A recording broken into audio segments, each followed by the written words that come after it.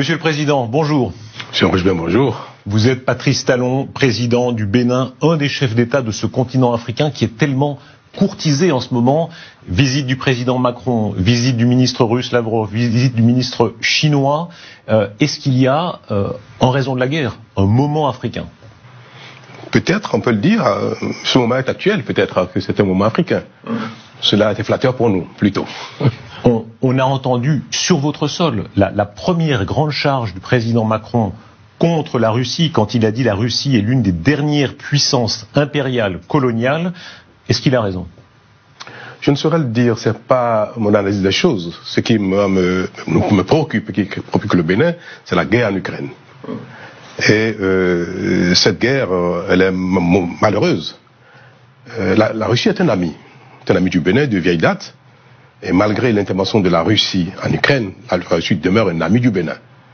Mais c'est pas parce que nous sommes des amis, des peuples amis, qu'il faut se garder de ne pas condamner ce que fait la Russie en Ukraine. Cela veut dire que vous le condamnez entièrement? Ah, tout à fait. Le Bénin condamne, parce que l'usage de la force n'est pas à promouvoir. Cela est dangereux, parce que si on banalise ce fait-là, où on exprime une neutralité, ce serait une façon de promouvoir l'usage de la force pour régler les conflits internationaux.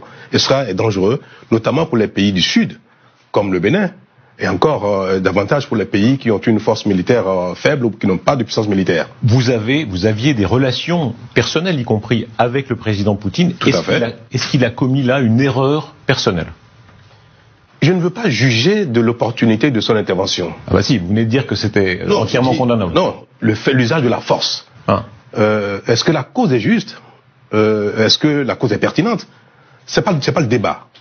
Donc, évitons de chercher si une cause, fût-elle juste, puisse justifier une intervention par l'armée dans la relation internationale. Il ne faut pas que la force soit le moyen de règlement des conflits, quelle que soit la pertinence de la cause. Comment est-ce que vous comprenez dans une partie des opinions africaines, en dépit de ce que vous dites, cette espèce de séduction qu'il y a toujours de la Russie?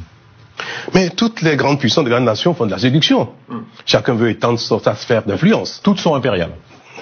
Je ne sais pas si le mot convient encore aujourd'hui, mais étendre sa sphère d'influence est tout à fait commun, aussi bien à la France, à la Russie, à la Chine, aux États-Unis, à l'Angleterre, à toutes les grandes puissances.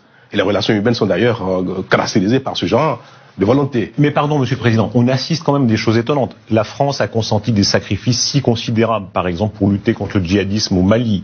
On est en 2023, on se dit que le colonialisme c'est du passé, et on voit qu'encore aujourd'hui, dans une partie des opinions africaines, il y a une séduction de la Russie, même de Wagner. Comment est-ce que vous expliquez ça? La Russie est dans une phase difficile. L'invasion de la Russie, c'est-à-dire la guerre que la Russie mène à l'Ukraine, l'oblige à se justifier et à étendre son cercle d'amis. Donc c'est normal que dans cette phase actuelle, elle soit plus active en termes de séduction. Mais je continue de dire que tous les États et les responsables, les dirigeants des pays devraient s'abstenir de banaliser ou d'être neutres.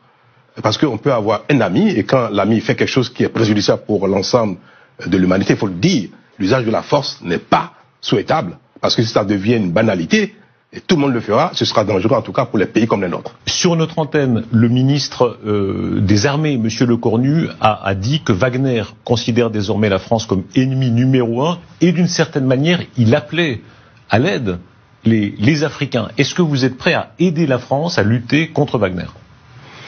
Le Bénin n'a pas à aider un pays contre un autre. Nous ne pouvons pas être un allié de la France contre la Russie. C'est pas un pays là. On parle de Wagner, donc milice. Nous ne pouvons pas être non plus alliés de la Russie contre la France ou contre la Chine et consorts. Le Bénin n'a pas d'allié, ne peut être allié d'un pays contre un autre.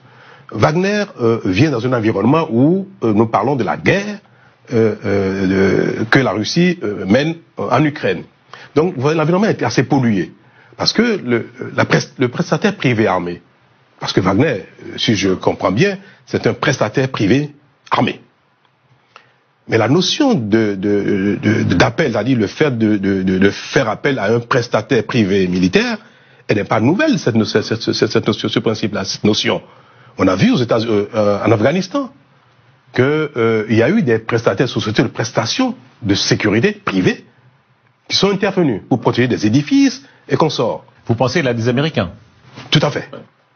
Alors, donc, ce principe n'est pas condamnable. Quoique, l'idéal serait que tout ce qui est armé soit plutôt public, d'ordre public et non privé. Ceux qui vous entendront diront « Ah, le président Talon est en train de relativiser. Il est en train de dire, certes, il y a Wagner, mais il y avait aussi des sociétés privées américaines. » En effet, je relativise le principe même de l'intervention privée militaire. Mais quelle est la cause, quel est l'objectif, ou quelle est la mission qui est confiée à cette... C'est purement sécuritaire. Est-ce que c'est un danger pour vous? Est-ce que selon vous, Wagner est un danger aujourd'hui en Afrique? Si la mission de Wagner est purement sécuritaire, au service d'un pays qui est en proie à l'insécurité, au djihadisme, et qui n'a pas les moyens humains, techniques, n'a pas les hommes qu'il faut aguerrir, entraîner qu'il faut, que ces pays-là fassent appel à un prestataire privé, sur le principe, c'est pas condamnable, pour moi. Mais pardon, Monsieur le Président, on vous sent très prudent. Vous comprenez j'ai pas l'habitude d'être prudent. Mais par contre... Pardon, je termine ma question. Pour les opinions occidentales, généralement, Wagner, c'est un groupe criminel majeur à abattre, voilà. Vous avez l'air si c'est le cas, oui. Vous avez l'air de dire que vous comprenez que certains gouvernements africains recourent à Wagner pour leur sécurité. Recours à un prestataire privé, armé. Maintenant, si le recours n'a pas d'autre objectif que le soutien pour une cause sécuritaire, alors là c'est condamnable. Donc si Wagner intervient dans ces pays, pas pour apporter une prestation purement sécuritaire et que ça doit servir un régime pour des exactions et consorts, cela est condamnable et est condamné. On sent... Il faut bien faire la différence entre les deux choses, oui. Est-ce que l'affaire libyenne pèse encore sur les esprits? Le fait que la chute de Kadhafi, à laquelle la France n'est pas étrangère, pour employer un euphémisme, est-ce que c'est encore présent dans les élites africaines et pas seulement? Les faits, la situation sécuritaire aujourd'hui en Afrique empêche qu'on nettoie le passé. L'Afrique est confrontée à un problème sécuritaire grave. Des armes circulent. Et on sait très bien que l'explosion de la Libye a été un facteur déterminant. Alors, la Libye a explosé à la suite de la chute de Kadhafi. Donc, dans le quotidien des Africains aujourd'hui, où on voit des armes circuler, des armes de guerre circuler librement et aisément au détriment de la paix et de la sécurité des uns des autres, comment on peut faire abstraction de ce que l'origine, l'un des facteurs déterminants de cette situation est la chute de l'explosion de la Libye, donc la chute de Kadhafi. Vous me disiez, pardon, il y a presque une idée de faute originelle dans leur point de vue. Ils se disent, voilà, la chute de Kadhafi a amené tant de problèmes et c'est la responsabilité des Occidentaux. Vous savez, la fin justifie les moyens. Ce qui se passe aujourd'hui peut être mis en balance avec ce que Kadhafi était, savoir si la chute d'un monsieur, malgré tout ce qu'on peut lui reprocher, et ce qui a donc entraîné l'explosion de la Libye, est-ce que, aujourd'hui, quand on voit ce qui se passe comme drame en Afrique, qu'est-ce qu'il fallait faire, qu'est-ce qu'il fallait pas faire? S'il fallait regarder dans une boule, dans un boule de cristal, s'il fallait jeter les oracles, on dirait, oh là là, si l'Afrique, si la zone doit être aussi insécure, il n'aurait pas fallu toucher à Kadhafi. En substance, beaucoup d'Africains pensent mieux valait Kadhafi que la situation présente. Vous savez, le monde va, heureusement, malheureusement, ainsi, avec les constances du jour, pour déterminer l'action du jour. Si on devrait savoir l'avenir, combien de choses on ne ferait pas, et combien de choses on ferait. Et pourtant, le poids de l'histoire. On est ici, rue du Faubourg Saint-Honoré, 2 rues plus loin, à droite, il y avait le bureau de Jacques Foccart. Vous y êtes déjà allé, c'était le centre de l'Empire. Tu n'as pas eu le privilège d'aller dans un bureau. Est-ce que ce passif colonial pèse encore? Vous savez, les temps ont beaucoup changé, il faut l'avouer, et il faut le reconnaître. Et il subsiste encore beaucoup de fantasmes entre les relations, au titre des relations entre l'Afrique et la France. Et la tournée actuelle du président Macron et son discours avant sa tournée tombent bien parce que ça clarifie un peu les choses. Nos populations ont encore beaucoup l'impression que la France a beaucoup d'intérêt, ou l'État français a encore beaucoup d'intérêt en Afrique, et qu'elle tente à les défendre coûte que coûte. Il faut avouer que la situation n'est plus exactement pareille qu'il y a quelques décennies. Les choses ont beaucoup changé. Et il faut que nous ayons le temps ou l'occasion, les autorités françaises ainsi que les dirigeants africains, de l'expliquer pour tuer ces fantasmes-là qui polluent la relation entre les deux peuples et entre au sein de l'Afrique. Et pourtant, on en voit des manifestations de cette sensibilité aujourd'hui. La scène entre le président Tshisekedi et le président Macron, quand en substance le président Tshisekedi rappelle que M. Le Drian a parlé d'un compromis à l'africaine et que, selon lui, ça a été choquant. Le président Macron dit non, ça n'était pas du mépris. Qui a raison? Mais il a raison, le président Tshisekedi, parce que les propos de Drian, le Drian à l'époque étaient malvenus, étaient plutôt... Comment je vais dire ça? Je cherche le mot pour qualifier le juste mot. Maladroit. C'était maladroit, tout à fait. C'était maladroit. La tournée du président Macron, il y a eu ces scènes extrêmement frappantes où il est, n'est-ce pas, dans une banlieue de Kinshasa, acclamé. Qu'est-ce que ça représente dans l'évolution du rapport entre la France et l'Afrique? Ça montre bien qu'il y a une partie de la population africaine qui évolue, qui n'est pas accrochée au passé. Ce qui est d'ailleurs un handicap pour le développement, quand on passe son temps à ressasser le passé. Et le président Macron est un président jeune, qui dit les choses telles il est sans. Il a vécu en Afrique, ça change. Tout à fait, il a vécu au Nigeria. Donc il a un esprit assez ouvert, il est jeune, c'est un avantage pour voir les choses différemment. Et cela, beaucoup d'Africains l'apprécient. Maintenant, il est nécessaire que la France affiche davantage son sentiment d'égalité avec les pays africains et que ce sentiment passé de paternalisme soit totalement effacé. Il y a encore du paternalisme. Beaucoup de nos compatriotes, de nos Africains, perçoivent encore certains propos, certains faits, comme du paternalisme. Il faut faire l'effort de les gommer. Qui était le plus africain des présidents français? Dans quel sens? Le plus paternaliste ou le plus progressiste pour l'Afrique ou le plus... Qui comprenait le mieux l'Afrique? Dans quel sens? Alors non, là vous jouez là. Là vous faites le jésuite. Le plus près. Allez, on a quelques images, évidemment, De Gaulle, Chirac, Mitterrand avec quand il allait en Afrique, et aujourd'hui le président Macron, mais aussi le président Sarkozy. Moi, je dirais que la question devrait être qui est le président français qui a davantage œuvré pour une coopération de développement plus active, plus visible et plus concrète. Qui alors? Mais chacun fait un peu sa part du job. Vous êtes excessivement prudent. La démographie africaine, elle est tellement forte. La démographie européenne, faible. Est-ce qu'il y a une logique historique à ce que, notamment pour payer les retraites, simplement ça, d'une génération à venir, des Africains, que cela plaise ou non, que politiquement ce soit apprécié ou non, un mouvement migratoire vers l'Europe? Il ne faut pas que les migrations ou la nécessité de combler le déficit démographique en Occident, en Europe, conditionne les politiques africaines en termes de développement, en termes de démographie. Nous sommes confrontés aujourd'hui à un drame.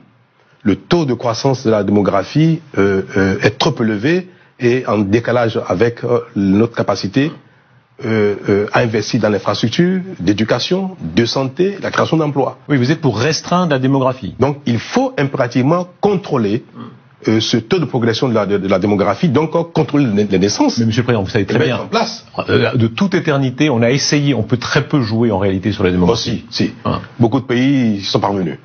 Et il faut trouver les moyens d'inciter au contrôle des naissances et même de trouver des moyens coercitifs un peu pour que l'explosion qu'on observe, le taux qu'on observe ne se perdure pas. Sinon, l'Afrique se portera très mal. Cependant, pardon, vous m'avez pas répondu sur la question, disons, du transfert. Quand les Allemands, des patrons allemands disent, voilà, on a pris 1 million de Syriens, et ils le disent parfois très cyniquement, parce que ce million de Syriens aideront à payer les retraites des Allemands dans 30 ans. Est-ce que ce calcul vaut pour les Africains en Europe? Nous n'allons pas développer notre politique de développement sur ce besoin de l'Occident d'avoir des immigrés pour combler le déficit de population démographique. Il faut que les dirigeants africains que nous sommes, nous œuvrons pour le bien-être de nos concitoyens aujourd'hui et demain. Et pour cela, il faut contrôler les naissances, il faut limiter le taux de progression de la démographie pour que nos moyens soient en adéquation avec la population. Et cependant, les migrations, qui arrête les migrations? On le voit dans l'histoire. C'est un phénomène humain, universel, qui, à travers le temps, n'a jamais pu être maîtrisé par la volonté des hommes, des dirigeants d'un instant. Les peuples ont toujours bougé, l'homme a toujours circulé, et l'homme circula toujours. Pour tout ce qu'on a dit la situation en Ukraine, le nouvel équilibre des puissances, la montée de la Chine, elle est en train, n'est-ce pas, de gagner des parts de marché en Afrique de manière tellement massive? Oui. C'est l'avenir pour vous, la Chine? Mais la Chine c'est déjà le présent. C'est déjà le présent. Il faut constater qu'elle est une puissance incontournable. Elle donne l'exemple de ce qu'on peut partir de rien, se développer, devenir une puissance. La Chine, moi, inspire beaucoup. Le modèle chinois, l'effort sur soi, la bonne gouvernance, sont des éléments qui devraient inspirer tous les pays sous-développés, que le développement est à la portée de tout le monde. Monsieur le Président, je me permets de vous rappeler que c'est aussi une dictature qui viole les droits humains de manière tellement massive, c'est un système tellement dictatorial sur sa propre population. Vous dites que ça m'inspire. La liberté et la démocratie sont un bien inaliénable. Il faut que chaque individu puisse vivre librement sur Terre et s'exprimer en ce qui concerne la gouvernance de sa communauté. C'est un bien inaliénable. Mais attention, il ne faut pas que la démocratie soit un leurre. Je vois où vous voulez en venir. Parce que on reproche à certains pays africains de ne pas suffisamment promouvoir la démocratie, la liberté, le droit de l'homme. On reproche à la Chine de ne pas suffisamment promouvoir le droit de l'homme, la démocratie. Moi, je dis une chose. Si il y a de la démocratie sans bonne gouvernance, c'est aussi grave que le défaut de démocratie. Et c'est pour ça que le développement socio-économique est un impératif autant que la démocratie et la liberté sont des impératifs. Quand on parle de l'Occident, vous avez parfois des réserves, de la Russie, vous avez des réserves très importantes. Je rappelle, vous avez condamné l'invasion de l'Ukraine.